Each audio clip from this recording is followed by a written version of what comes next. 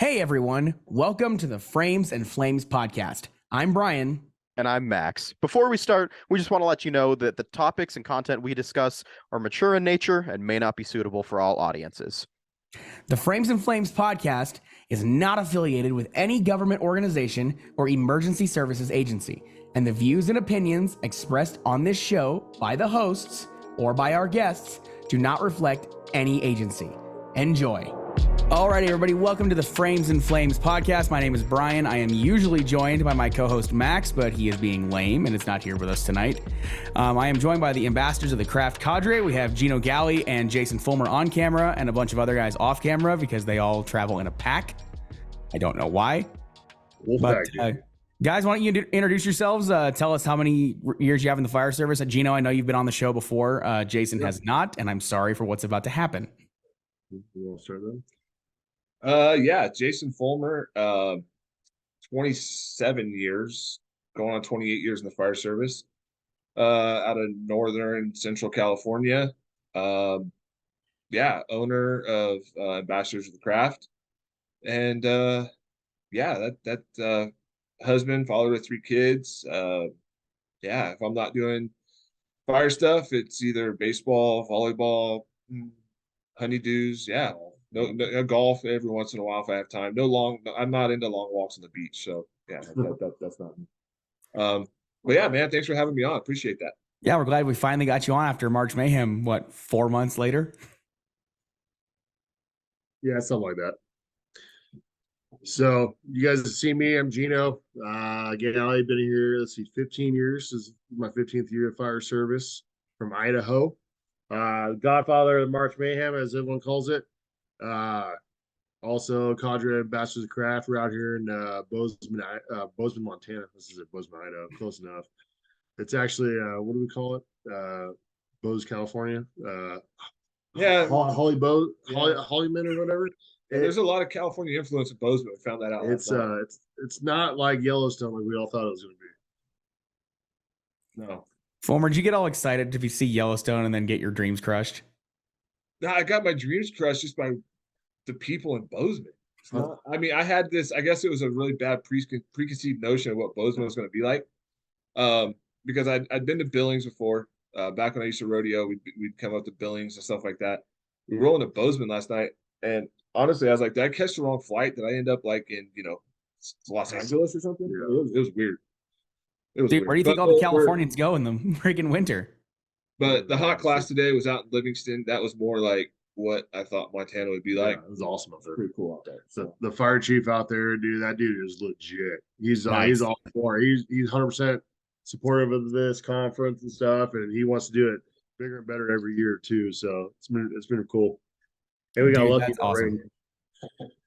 So tell us a little bit about Ambassadors of the Craft, like why it kind of exists. I mean, Jason, working in California, fire is kind of what you guys do, especially in the summers, just not this year for some reason. Not yet. So honestly, it goes back way before even Ambassadors of the Craft. There's a fire chief out there by the name of Ed Hatfield. He's one of my greatest mentors, and he actually gave me a shot back in probably 2009. He had a company, Firetown Training Specialist. At the time, he was the fire chief of Coronado. He was a SoCal guy, and they specialized in truck work. They did truck academies. They still do the famous Fresno Truck Academy every year at the Fresno Symposium. So he took a shot on me and brought me under his wing. That's where I got to meet guys like Matt Sin and Steve Reno. So I got in with them. They gave me a shot. I loved it. I traveled around with them for years doing truck stuff. And it was 2015-ish. I was like, my area, we really didn't have, there was really nobody besides Firetown, and they were based out of SoCal, that was bringing good quality training to, the masses. And a lot of the volunteer and smaller organizations they were getting left behind because they couldn't afford, thousands and thousands of dollars to send guys to conferences and classes. So I'm like, you know what? I'm just going to start something. And at first I kind of geared it toward the smaller volunteer departments and smaller career departments. And I'd go out on their drill night, go out and do little weekend conferences for free, just giving them what, I'd learned in the fire service and just, passing it on. So Ambassadors of Craft came together in 2016, is when it kind of officially started. Um, honestly, I mean, it's going to sound weird now where we're at, but it kind of started out as truck stuff because that's what I knew. That's what I was good at from working with Firetown for so many years. And then I kind of caught the engine bug. I honestly did. And I just turned into a total engine nerd now. And there's really no going back once you go to that side. They have cookies and you can't come back from that. We may go back. Yeah, we're talking about it today. We'll talk about we got some stuff in the works, but so I really kind of just started specializing in engine work, and I fell in love with it. Hooking up with Jerry Herbst from Elkhart Brass, he believed in me. Elkhart sent me a bunch of stuff, and it just it snowballed from there. Going around to departments, on weeknights, on weekends when I was off, just passing on, what I had learned and just trying to really better the fire service, especially in my local area. And now to what it's grown into with Gino, Ryan, Justin, Eddie, Colin. I mean, our cadre we were talking about today, watching Justin and Ryan, because Ryan is Justin's captain on the engine at Napa. And just to see how those two guys work together, the knowledge they have. Justin as a backseat fireman. Justin is the Aaron Judge of baseball. There's no one in this country that can afford him except Napa. Because if I could afford him, he would be riding on the back step of my engine, but I can't afford him. And it's these guys are my friends, man. And that's the cool thing is like we get to travel around, meet new people, and do fireman stuff with friends. I mean, that's what it comes down to. And there's no ego, dude. There's no rank. We're all the same. And I say it every time I teach, I learn something. And today was no different. We all learned something today. We're talking about managing corners and the backup position. And Justin just throws out this nugget, and I was like, wow, that's amazing. I just learned something. Earlier in the day, Gino showed me something. I was like, oh, wow, that's cool. Okay. I'm going to try it. Even one of the students showed us something on how to hold hose as a backup. I was like, oh, I've never seen that before. That's kind of cool too. Exactly. And, we might have, putting out the fancy stickers. I'm biased, dude. Our logo's pretty freaking sick. If you haven't checked out the new logo, check out the new Ambassadors of the Craft logo. It pays homage to couple things in my life. One is the smoothbore nozzle for engine work.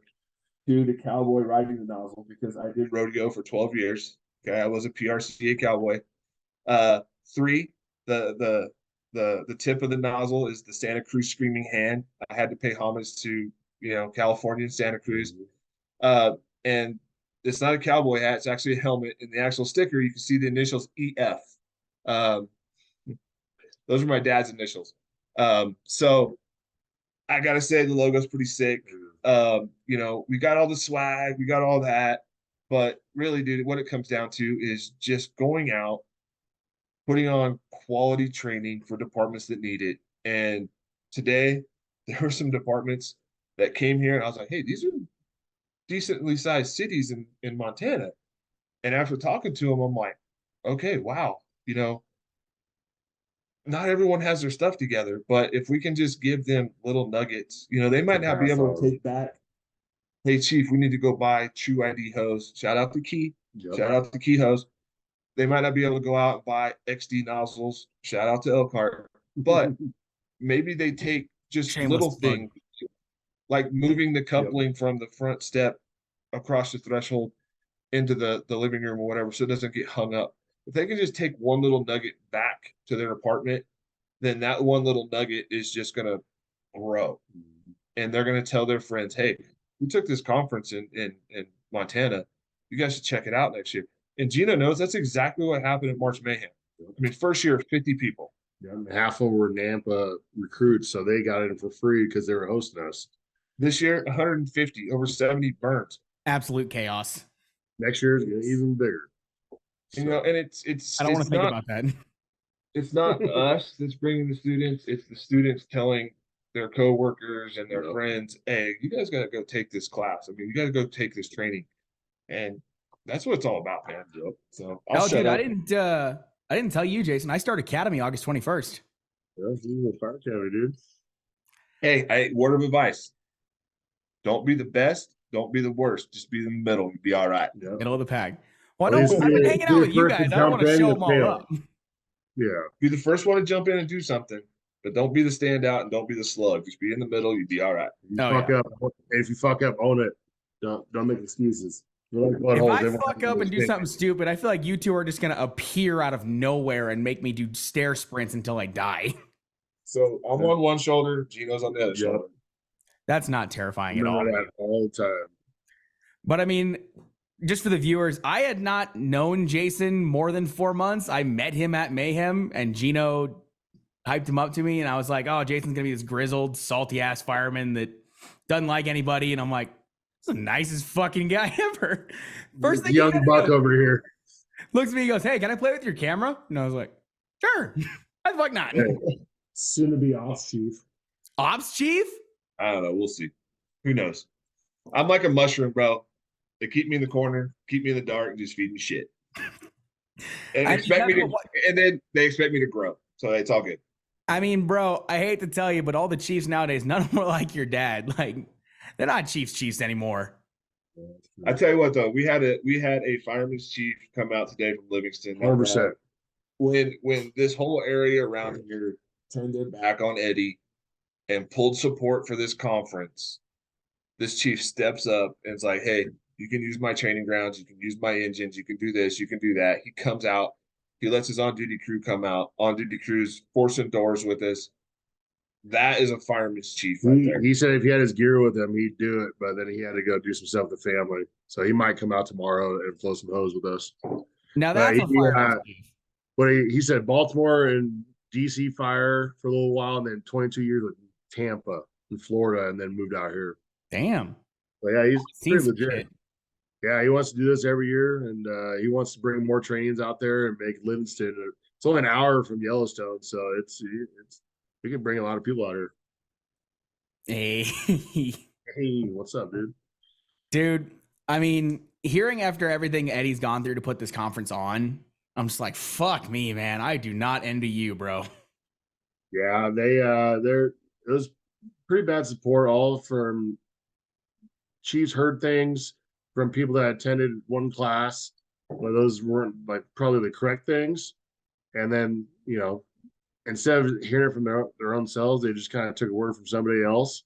And they're lost for their department, for their members, like the guys today and gals, man, they got work and they got so many reps. Like by the 3:30, everyone was like, "I'm done." Like it was impressive. Most of them were broken off by Kyle. I mean, Yeah. The let's stairs. face it, flowing water upstairs, flowing and moving, it's an art. Kyle makes it look so easy until you hit those treads. You're like, "Oh wow, okay, this is not easy." So that crew that ended at his station, they were done, but they didn't quit. Nope. Even after we rolled up hose, there was a guy. He wanted to work on his footwork, so he just went back into the stairs, no hose line, just worked on his footwork, and that's what it's about, And if honestly, if they would have wanted to keep going, we did stayed till 6, 7, Yeah. 8 o'clock at night. I mean, we don't. If students want to keep going, we're going to keep going too. That's what we're here for. So I mean, there was a lag in one of my groups where the nozzle sat idle for probably 30 seconds. So I jumped on it, pushed the hallway just so I got some reps in today. But really, I mean, it was And we all got the reps on Dennis Laguerre brought the head nozzle out to try out the first adjustable smooth bore. And we Damn. all were we're like, all right, I want to see this in person. And I'll say it's pretty impressive. Like it was I was kind of a believer afterwards. I want to see You the talk actual. to Chief 7-8 Frawley for and the win. Shoop when you get back about buying some. I don't know about that, but 7-8 for the win. 7-8 yeah. for the win. Oh, 7-8 for sure. But I don't know, man. That blade with the air entrainment when that came in, it felt like someone put on a fucking fan right in my face. Just how much air was getting sucked in. So we told them we're gonna try to have them come out in March during the live fire because we want to see what it looks like with live fire. I mean, next year. So as soon as I get my certs, the old man has told me he's gonna buy me a set of turnouts for conferences, and I'm like, fuck yeah, free turnouts. So I'm a 38, 33 pant, Right. 48 chest. Just saying, Lion Keep makes that in mind, buddy. Lion makes some amazing gear. But Right. Well, we've been trying to get demo gear for a while and they won't call us back. But yeah, we're trying to get gear with our names on them so that way, like all the other cadre, hey, look at me, I'm a cadre. But instead, we do it because we want to protect our own personal gear. Yeah, because that shit's expensive. Oh, yeah, it is. yeah, Dude, I was looking. Today's conference was really cool. Granted, I mean, 22 people, but there were 22 motivated firefighters that wanted to be there. They weren't forced to be there. We started the day with I went over masking up with gloves on. That's a huge thing to me. I mean, the one thing that we have to be able to take back in this job is time, and we have to take that time back for them, those that we raised our right hand and swore to protect. So we started out masking up with gloves on. It's not something that is comfortable. It's not something you're going to learn overnight. Then we moved from that. We did corner management, grips and advancement, water mapping, and stairs. We did some engine company forcible entry stuff. And then tomorrow, we're putting it all together in scenarios. Unfortunately, no live fire this time. But Boo. We have 5 smoke machines. smoke We'll have live machines. victims. So we're going to make it Alright. as realistic as possible. I mean, not the- everything can be March Mayhem. I love Nope. Eddie, but that was Yeah, some you gotta start shenanigans were somewhere, had. right? Like the first one was, it was getting your feet wet, kind of understanding everything. And he learned kind of what to do, what not to do for this one. And that's all it takes is kind of getting your feet wet and go from there. So now he knows for next year what to do, what not to do, who to listen to, who to help out, go from there. It'll And I be mean, easy. next, I remember I was thinking about something the other day. One of the live fire drills from Mayhem when Jason was trying to light the smoke off. I will accomplish that next year. Dude, Mark my word. The We look will on light your the smoke off. face when it We'll didn't light- light. We will What- light the smoke off. Yeah. Dude, the look on your face when it didn't light was just one of pure sadness. Hey, we can't win them all. So we're talking, me and Justin were talking today, and he was making these props where it makes it more realistic, where he actually pulls ceiling. It's like chicken wire full of hay and stuff, to where after the fire, the overhaul, where no one really covers during academy, you actually do that and do a full scenario. But how he built this contraption, there was a burn barrel and a hay wood in the middle, and then on the top shelf was all the pallets. And all the fire just pushed up the pallets down the hallway. So we're gonna see if we can try to build that for next year. Interesting. And it's on wheels, so you can move it around. Y'all might have to sign a waiver next year. Oh, 100% sign a waiver. We're gonna sign Bryce multiple, didn't make me sign one last we're year. we're gonna sign multiple waivers next year. So I mean, if we're doing shit like that, I'm down. yeah, it's gonna be a good time. I It's gonna be mean, hotter. It's gonna be hotter than a $5 pizza. Yeah, I mean, didn't we ready, disintegrate baby. Colin's helmet band? yeah, Yeah. it might burn his mustache off this year. We'll find out. Hey, shout out to Colin, my boy. I love you. Yeah, he needs to be out here. Mad respect, family time, Yep. baseball. I get it, but we wish you were here, bro. Yep. But we will see you in Moab. Moab in October. Hey, you'll see my ass in October too. I'm Oh, only an you're hour right. from Moab. I'm driving out. Right down the road, dude. October 18th to 20th. We'll be there. Be square. I'll be in Academy, but I'll be there on the 20th for effect. Perfect. Tell your whole academy to come out. We'll give them free class, dude. 100%. I'll Yep. hit him up, dude. Dude, Yeah, the when Academy, the academy say, hey, you guys want to come out to a fire conference and talk to some real firefighters? dude, the Academy here is weird. Like Fire 1 is semester 1, Fire 1, Hazmat 1, and building construction. Semester 2 is Fire 2, driver operator, and Hazmat tech. You got all sorts of certs out. Oh, you are going to be a driver and a propeller head? Oh, wow. Bro, he's gonna be a fucking chief before you are. Probably. That's because I kiss too much ass. Well, Eddie had knee pads back in his truck today. I don't know. He must be trying to promote. I don't know. Yeah, there's that too. Dude, Oh. fucking. What else? What else you got? What else you got? I mean, so let's be real. I mean, we got to talk about the fire in Charlotte that we all have seen all over Instagram over the last month. It was what, 6 stories, pretty much fully involved. Jason, I mean, engine work is kind of your thing. I hate this fucking light. Hang on. Fuck that light. All right. Cool, bro. If she ain't got a double chin, Right. She had 310. But so I'm gonna switch this camera over because this is now being annoying. Beep. Done. Holy crap! Now, Look at wow, this fucking I guy. did not like Surprise. that. Man, he makes Hey, everyone. he makes the Meet weakest Kyle Rummagus. Meet Kyle Rummagus. The man, what's up, Kyle? But that fire, I mean, every academy student, every probie, every photographer has been talking about it for a fucking month. What do you think they did well in that fire? I mean, because they kind of rolled up to a shit show from the start, from what I hear. You guys might have heard more from your circles as far as training cadres and whatnot. But it looked like a shit show from the get-go. I just wanted to hear your thoughts on it. Man, I don't know. That's a tough one, dude. I don't like to Monday morning quarterback people's fires. I'll Monday morning quarterback the shit out of my own. Yep. But I wasn't there. When you roll up something like that, you're already behind the curve. You're behind the 8 ball. At that point in time, it's man, I don't know. That's a tough one. I don't know, dude. From what I read, the wind was the huge factor. It started on the ground and spread rapidly, but at that point, you had to figure out, all right, what are the exposures? Where do I create a box to stop it at? And then, life, right? Is there any victims? Obviously, it's under construction, but there's also construction workers because it's the time of day. If it was the middle of night, they probably weren't going to be worried about construction workers, but time of day it was. But that fire started by something or somehow. So it's kind of getting off the topic here, but I'm going to get on a soapbox real quick. So, Do it. Third time today. Only 3 times. Okay.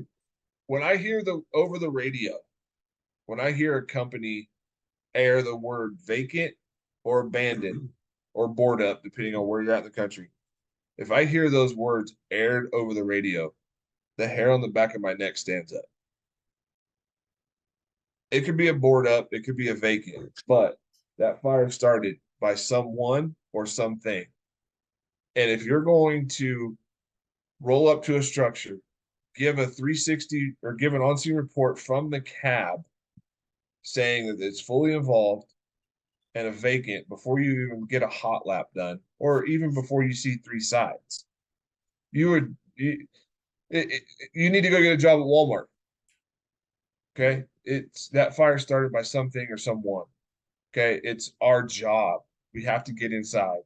We have to search for life. We have to search for that survivable space. We have to put water on that fire.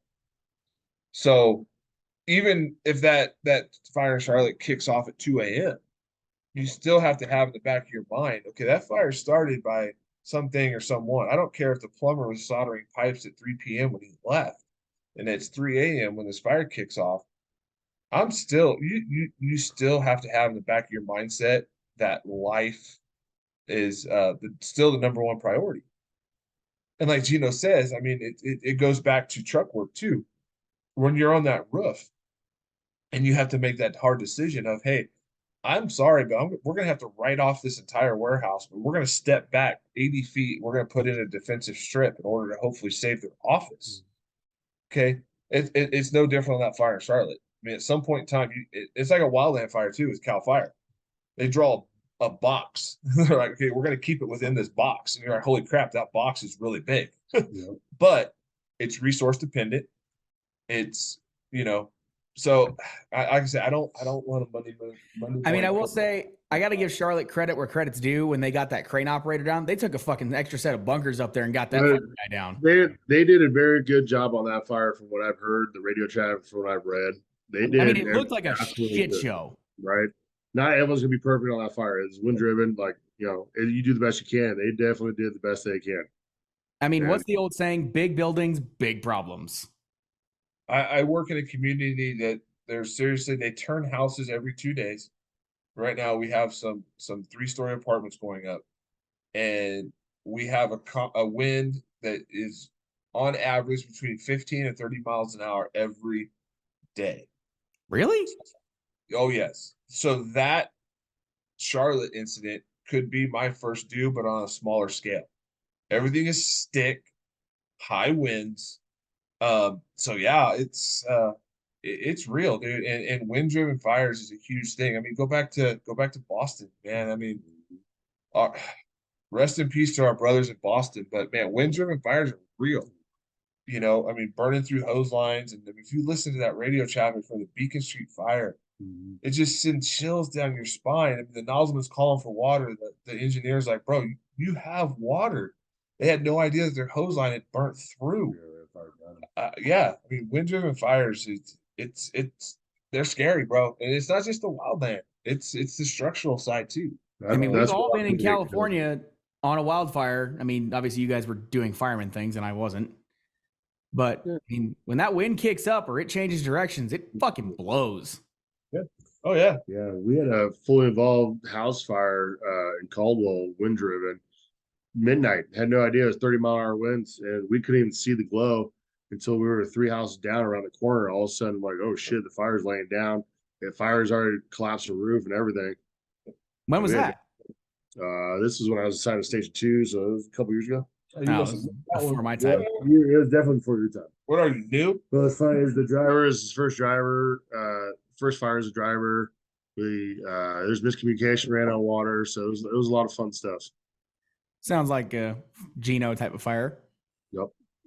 Yeah. But it's all about the lessons that you learn and how you bounce back from something like that. Yep.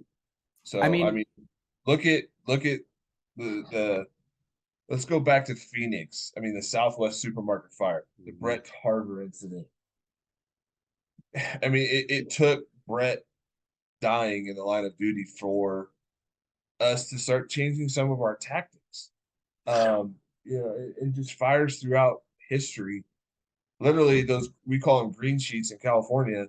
Those things, a lot of them are written in blood, man. And that's the sad thing. It takes a brother or sister to die for us to be like, okay, we need to reevaluate our tactics. We need to take a look at things. Because I think a lot of times we have that 10,000 foot view, but really sometimes we need to pull back to that 30,000 foot and really take a look at what we're doing. Is what we're doing working? I had that conversation today with some folks from Montana. I'm not gonna call them out on here because at least they were here training. Some of their tactics that their department does, I'm like, it's a big elephant, guys. You gotta eat that one bite at a time. But you have to go back and try to implement some change because, I mean, you're not doing good to your citizens if you don't. Exactly. I mean, when you tell me you have 8-story high rises in your city, and you're doing high rise firefighting operations with an 1 3/4 and an automatic nozzle, dude, that is bad. And there's 2 things that firemen hate: the way things are right now and change. But at some point in time, you have to step out of that comfort zone and be like, listen, I took a class. These were things that were talked about. Maybe we should look at this, and get the ball rolling. And I told the guys today, I said, there are things, even in my department, that I will die on the sword for because I believe 100% wholehearted. It's the best for the citizens. It's the best for our personnel, best for our department. I will die on the sword. Then there are other things where it's like, I'll fight, but I'm not going to die on the sword for it. But when they're talking about their high-rise operations and this and that, I'm like, that is something that you need to die on the sword for. 100%. Now, you might only make a fire in that 8-story high-rise one time. But that one time, you better be dialed and you better know what you're doing. You end up on national news. Yep. I was up in I'm not going to say exactly where, but I was up in the kind of the Denver metro area a couple weeks ago. There's a fire. I was just walking around where I was at, and there was a fire, and I just happened to just hang out on the corner and wait till the first two pulled up because I was like, this is fucking interesting. And those guys got in there and got fucking after it. They were dropping like the first two engine dropped two and dropped their water supply. I was like, all right, we're waiting. We got shit to do. Come on, let's go. So that Denver metro area, another shameless shout out, my boy Jeff, Fit to Fight Fire. That Denver area, there are some very, very dialed and very passionate firemen in that area. And a lot of it actually spawns from Denver. It's cancer in a good way. It starts in Denver and it just spreads out.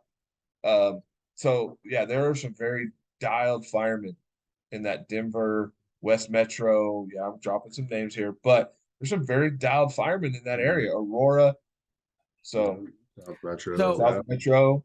One thing I've noticed, I mean, rural Colorado here, we have a couple departments that have to kind of run a weird staffing pattern, which you guys will think this is interesting. Here in Grand Junction, we have 5 departments, I think, in the Grand Junction area. And for one thing, they don't respond an engine or a medic squad or whatever to every medical aid like you would get in California or even in Caldwell. Like, Gino, how many times did we would see a medical aid go out when I was out doing stuff with you guys and 161 would have to go on it? Oh, all the time if we had a staff. Yeah. Yeah. So here they just send one ambulance. And if something comes out when all the ambulances are out, just go back and get the engine of the truck. Except for Grand Junction City. Like their engines and their trucks are staffed 100% of the time. Yeah, with volunteer, it's common. I had that in California. Is they would send the ambulance, and that's it. And then, or like A or B priority, which is like toe pain, stuff like that. They would send the ambulance. Yeah, they'd send the ambulance, and that's it. And after that, like if it's a critical call, chest pain, stuff like that, then they send an engine as well. So how'd you guys adapt the hoseband class? Because I know in rural Montana it's a little bit different. Like they're literally running 2-man engines at paid departments. Like how'd you guys adapt it? They were actually their paid department. It's a town of 8,100 people. They have a full-time department, and they showed up today. 2 on the ambulance and 3 on the engine. Yeah, and so some of the guys, a lot of them say they staff usually 3. I think 1 or 2 people said 2, but at that point, it is what it is. Yeah, I mean, a 2-man company, if you pull up, I mean, I think it was Dennis or somebody was in the tower. You guys were on your live earlier, Gino. Somebody was like, if you're pulling up with 2, you got to do what you got to do. Dennis, yep. I mean, yeah. At that time, right, the captain still needs to do 360, right, and just see what's going on.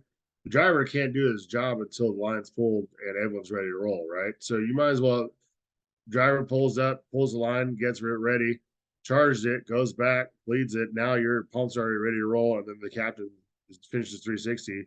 Now you're just waiting for the next crew to show up, or if there's victims, say fuck it, go. Yeah, I mean, if you got even the slightest hint of there's going to be victims in that, it's John Wayne time. You know, at that point, it's like NFPA, never heard of her. Yep. It's go time. And I mean, and honestly, it goes back to even what Cody said at Mayhem. You have to treat every structure you go to as occupied. And it is occupied until we say it's not occupied. Mm-hmm. And something that I've been trying to drive home to my guys in my department is I might have mom, dad, brother, sister, whatever on the front porch telling me that everyone's out. I'm going to listen, but I'm going to verify. I'm not going to take them for their word. We have the mentality of the structure is not clear until we say it's clear. Because they could be hysterical. They could have taken some hits of smoke. Now they're a little bit altered. They think everyone is out. You know, the son had a friend come over, a buddy come over late at night. Mom and dad don't know. Oh, hey, I know we're all here, but Johnny's buddy Eric is still upstairs in the bedroom. So I will listen to them, but I'm going to verify. You have to. You have to verify. And I mean, there's departments, honestly, around this country that should be in some pretty hot water for some of their passions. Yeah, one thing we do is we get all clear from the residents. We'll say, hey, all clear, but we're going to verify. Just like Jason said, we actually go in and say, hey, first floor primary is all clear, just to make sure that, we checked it ourselves. And because you never know who they could be renting a room out to somebody and they don't know how many people they have over. Justin's throwing his Speedo in the wash right now. It's awesome. What's up, dude? Dude, I remember I pulled up. We had a weird day in Caldwell. Like, structure fire pops out. Gino's ass got stuck in a car accident. And I was laughing at him from the freeway as I was going by to the structure fire because I could see him parked there. It was the day. It was you, Coulter, and Jenkins on 103. Is the garage? Yeah. Justin, jump in here. I'm going to grab a shower. So we jump over. You guys get ready. I got this. Go take a shower. Kyle's right here too. Yeah. Kyle's outside smoking his Black Mild though. Black and miles. Oh, dude, So, I leave the first structure fire as soon as the tones drop. I left before the BC, the fire prevention guy. I pulled up right behind the first two engine, and I just see Gino. I mean, you can't miss Gino in fucking when he's bunkered up. You cannot miss him. Big ass fucking billboard. I see fucking him pull the door up, and I just see smoke. I was like, "Oh shit!" I got that on helmet camera too. It's kind of funny. There's Dude, no smoke, and it's full of the garage fire. All the other engines in our city are on another fire, so it's just us. And I see the homeowner with her two daughters on the side of the house, and one of her daughters is butt naked. And it's like 10 o'clock in the morning. I'm like, "Why is your kid running around butt naked at 10 o'clock in the morning?" Like, there's something going on. And I get out, I can kind of smell something, but I don't see any smoke. So she gives the garage code. I open the garage code. As soon as I open the garage, thick brown smoke starts pumping out. And the captain at the time had no SCBA on, had no hood, no helmet, because we didn't see anything. Luckily, I had my pack on. I was like, oh, because the indicator of the naked kid, 10 o'clock in the morning, run around, I don't let my daughter run around naked outside the house. So, all right, something's going on. Yeah, as soon as I saw it, I ran back, I pulled a line, had it stretched, knocked out before the captain got his pack on to a 360. So you got to always be prepared. I walked up and I was talking to Jenkins because you and Coulter were inside still kind of hacking at the wall to make sure it didn't kind of run up. Yeah. And Jenkins was like, before I knew it, Gino was pulling a line and screaming at me.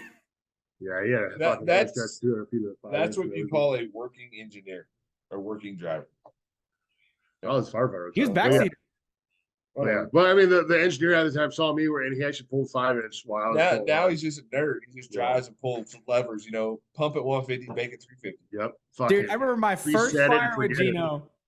My first fire with Gino, he hit his probie in the face with a nozzle charging the line.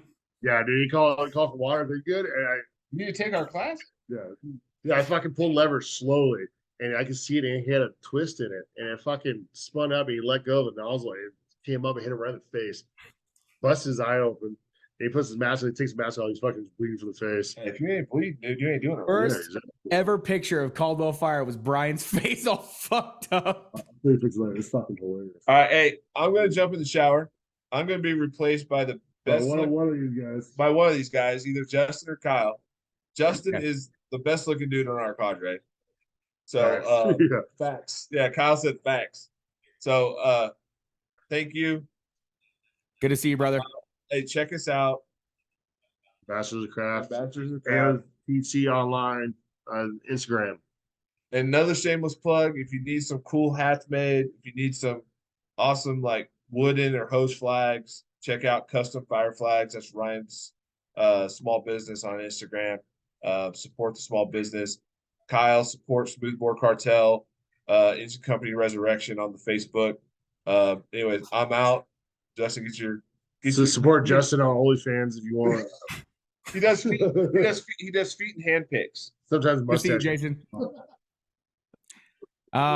This is great. Max doesn't know what he's fucking missing, dude. No, you're good, dude. Hey, it's a person with a better mustache than me. What's that? You got a better mustache than I do, except mine's kind of a shadow right now. It looks like dirt, dude. I don't want to hear it from you, clean shave.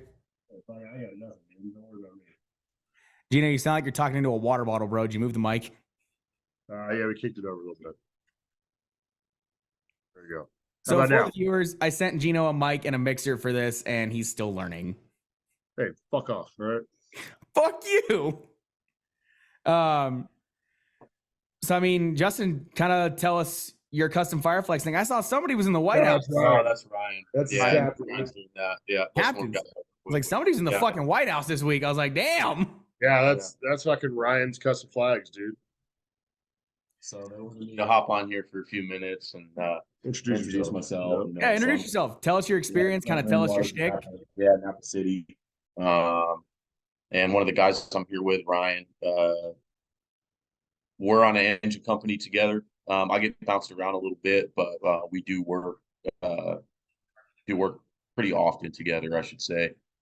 We got a unique environment in which we work in as far as personnel movement and stuff goes. So I get bounced around quite a bit, but it's all about the engine time, baby. I mean, anybody who's heard of yeah. Napa knows that wine country and wildfires. Yeah, we get a few of those every year. I'm fairly new to the city. I came from another organization, and I lateraled over. It's about 4 years there in Napa City. So, Ryan's been a big influence on me in the city, and just learning stuff there every day. But as far as expanding outside, because we're in the city itself. Most people, when they think of Napa, they're thinking wine country, which it is, but that's, St. Helena, Calistoga, all that, Napa in the county. So thank you, sir. But yeah, shoot, I don't really know what else much to say here. It's the first time ever being on a podcast, so that's pretty interesting. That's fucking ice First dude. time I'm like, nope, man, not doing it. Yeah, you got fucking forced in by Jason, so So, I mean, Jason's a captain. You got to listen to what your captain says. yeah. No, Me no, and social media and recordings and videos and all that stuff, I'm not all about it. he wasn't happy earlier. We filmed him and put him on Treasure Valley Fools page while he's talking, but it was worth it. I heard it. I was like, oh, fuck. He's like dropping some knowledge on these guys. Damn. Yeah, they got a lot of knowledge today. It's pretty good. I'm just more or less a blue collar dude that loves to work and loves the trade and the craft and the art form behind it, and there's a lot of rich history and a lot of knowledge that gets dropped from generations to generations, and there's a lot of stuff that gets told that we can put into our everyday operations, and we got to continue and make sure it's not lost to get all into this techie stuff, techie business. So my pops always said, if you ain't bleeding, you ain't working. So I kind of live or die by that. And like I said, being a blue collar man of the trade, and I just like to work. So I try and incorporate that into, I was honored to be able to get onto this. And, my vocabularies isn't up top, but I don't really care about that anyway. That's why we have Ryan to help. Can I help? If I can show you the technique and work, and the process of which, how to do stuff and move. And it's not just about, engine work, hose management, water application. There's more to it than that, so it's a skill set, and everybody has their own way at which they do it, but there is an objective and a tactical goal. And if we can have the same outcome, let's do it, so it opens up my eyes a lot. And, to see how other people do stuff, and problems they fight. I got a little tight knit package of which I like to operate in, as far as my movements go, and everybody is a little bit different. So, analyzing people and their movements, and that's just one example of the nature of which, we're in, but, it's pretty rad, man. I'm excited about it, and it's super cool. So, I got to know now. I just saw this the other day. City of San Diego Fire Rescue just placed a $52 million order with Pierce. Part of said order is an electric engine.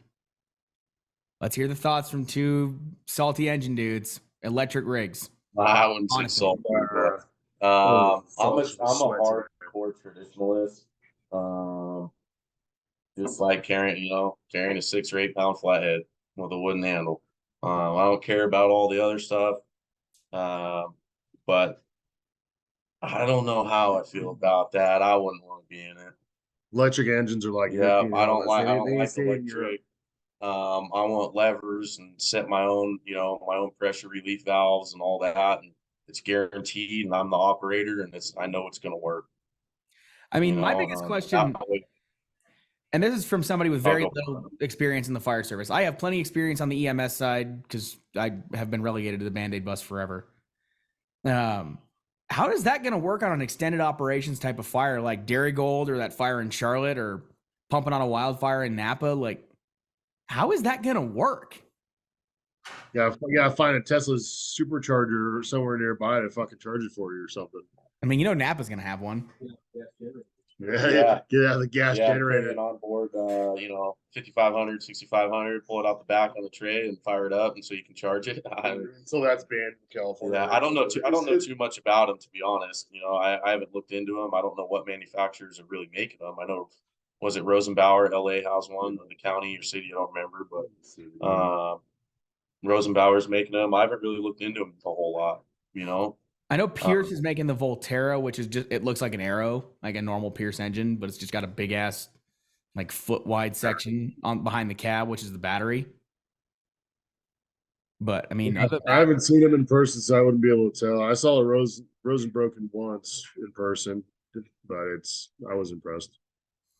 I mean, like I said, none of us really know much about them, but like extended operations is where I'd be concerned as a baby fireman that's starting academy in a couple months and doing.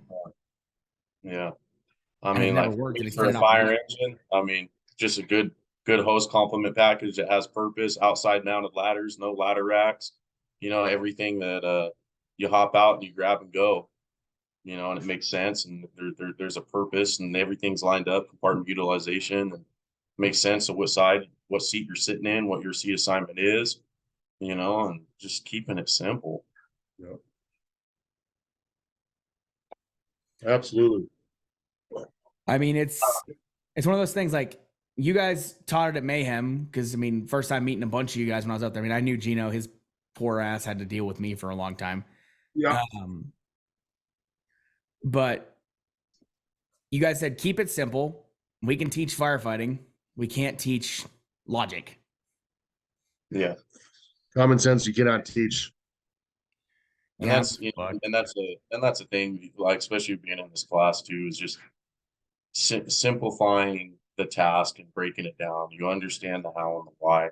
And, I've been gaining knowledge of different techniques of how to get the point across or the message across, and, keeping it simple and breaking it down as if you're speaking to a child, so they understand it. And that was told to me today, that way you can simplify it to the point at which you can understand and gather your own meaning from it as well.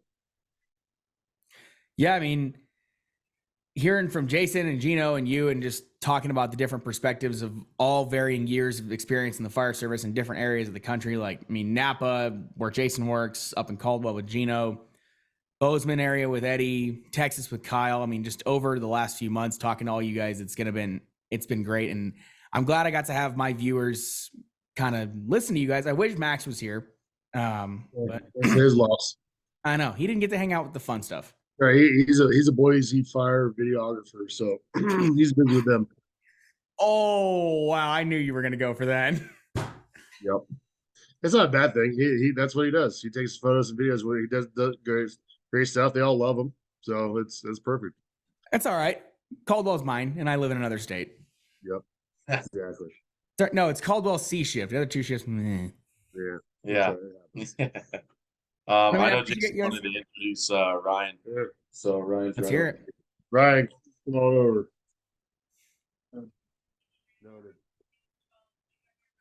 Go ahead and introduce yourself. Gino, Mike again. Oh, fuck me. There it is. How's it going, man? What's up, Ryan? Long time no see. Yeah, good to see you. Congratulations on getting into the White House. I saw that on Instagram. I was like, oh shit. Oh yeah, thanks, man. Pretty cool. Yeah, small business making waves. Kind of cool, man. Small fireman owned business. I mean, you don't see that very often, especially getting in the White House. Yeah, cool stuff. How are things down in Napa for you guys? Good, man. We're super stoked to be out in Montana with some of these heavy hitters and having a good time. And we're gonna go out to dinner. We're gonna do a social night later tonight and hang out and fellowship and yeah, have a good time in Montana. It's beautiful out here. Fireman. Yeah, man. But just figured I'll say goodbye to you guys. I know you guys got to get out and do things, but I wanted to make sure you got on and so we could say congratulations for getting into the White House, because that's a big fucking deal. Yeah, thanks, man. I appreciate it. Good stuff. But well, hey, thanks for all you do, man. You make us look good. Now you guys do the good looking. I just do the editing. Photoshop works. So Yeah, appreciate I you. don't use Photoshop. What am I? Come on. Right on, man. Well, hey, thanks for having me. Good to see you, Good brother. to I'll see you at Mayhem next year. Yeah, we'll see you out in Boise in a little bit. Hell yeah. All right, brother. yeah, we're gonna try and get a during the social night. One of the local guys from Butte Silverbow Fire just had a Mayday roof collapse on him, and he fractured or dislocated his neck, his vertebrae. Fuck. And he was actually at the lecture yesterday, so we're gonna see if he show up tonight and talk about it. It happened beginning of May. Shit. A roof collapse. Damn. It's fucking Yeah. brutal. Got airlifted and everything. Damn. Yeah. Well, buddy, So- it was good to see you. Enjoy the You too, social. dude. Hey, I'll be up in Boise kind of area next week or week after. I got to pick up some shit from a guy. Yeah. You Hit me know what up. that means. Yeah, hit me up. Or something. Yeah, for sure. Good to see you, Gino. All right, buddy. See you later. Later.